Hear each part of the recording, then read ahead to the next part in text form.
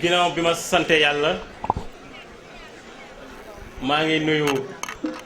képp ku fi teew tey ci turam ak santam di leen gërëm ci mobilisation bu rafet bi ñu def tey à Mboro li moo wane ne arrondissement Meouane dañoo constituer famille ñun ñëpp ñoo bokk terroir bi ñun ñëpp ñoo bokk enjeu de développement di rafetlu la mobilisation de la jeunesse, des anciens combattants et de tous les services de sécurité et de défense di rafetlu mobilisation ak teewaayu chef religieux yi chef de village yi ak service technique yi nga xam ne ñoo nekk fii ci arrondissement bi ak représentant industrie minière et extractive yi fi nekk du souhaiter ñëpp parce que tey feetu bépp citoyen sénégalais la feet boo xam ne dañuy fàttaliku bés bi ñuy moomee suñu bopp te loolu ki ñu ko may yàlla la ak suñu vaillant armée bi ak anciens combattants yi donc tey dañu war a ñaanal sant yàlla ñaanal suñu anciens combattants yi ak suñu force de sécurité et de défense pour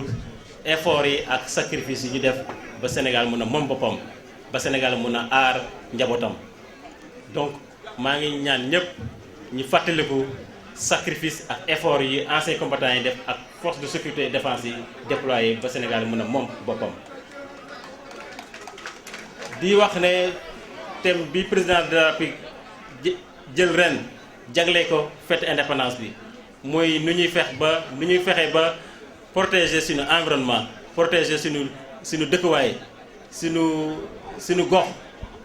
mu nekk thème boo xam ne ñun la gën a concerné ñun arrondissement Meouane boo xam ne dafa accueillir dafay dëkk ak ay industries yoo xam ne dañuy gas di exploiter gàncax yoo xam ne souvent dëkkandoo bi day jafe parfois dañuy nekk ci zone boo xam ne aussi zone mbay la donc thème protection de l'environnement thème bu ñu interpellé la thème bu ñu concerné la donc ma ciy invité bépp acteur de développement muy les élus muy industrie muy la population muy la jeunesse ñu gën a xalaataat bu baax suñu doxalin pour ñu mën a sàmm suñu environnement te muy suñu mucc ci loolu ñuy am yaakaar ci repreneur yu bees yi ñëw ICS muy Indorama avec investissement yi ñu def ñi am yaakaar ne coono bu ñu doon dund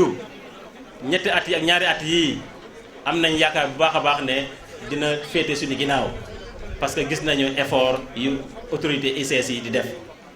mais loolu terewul ñu fàttaliku jafe-jafe yi surtout ci émanation de gaz yi à l'usine Darou 1 ma leen di invité davantage ñu gën a jàppale investissement bi ba émanation yooyu jeex fi ba population yu dëkk mën a dund ci jàmm mën a respirer air pur surtout population Gadde Ngomen et Darou Khoudoss environ am naa ci yaakaar bu baax a baax parce que autorités yi nekk ICS am nañ ambition pour jëmale usine bi niveau boo xam ne émanation dootu am te koom-koom dina fi gën a yaatu ba xale ndaw yi mën a gis seen bopp mën a liggéey ci usine bi loolu ñu ngi ciy liggéey bu baax a baax ak autorités yi di jaajëfal yeneen industrie yi nga xam ne ñu ngi ci même secteur di def ay efforts yu mel noonu pour mën a recruter xale yi pour mën a sàmm environnement di encourager GCO di encourager la future Africa Énergie doo ñoo xam ne seen kilifa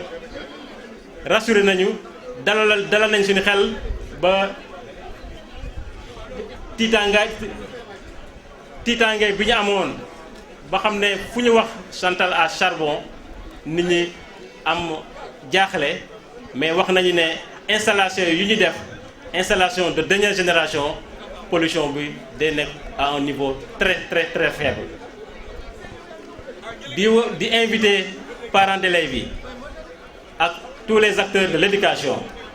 comme dañu nekk ci gox boo xam ne dafa dëkk ak ay industrie ay usines ñu orienté xale yi ci njàng filière technique ak scientifique pour que xale yi bu ñu amee ay diplôme d'ingénieur ay diplôme de BTS ay diplôme yoo xam ne technique la ñu mun a dugg ci usines yi mun a jël relève bi mun a bokk ci ñuy tabax gox bi bokk ci ñuy tabax Sénégal donc maa ngi ñaan parents d'élèves yi di ñaan l'association des parents d'élèves di ñaan tous les acteurs de l'éducation ñu accompagner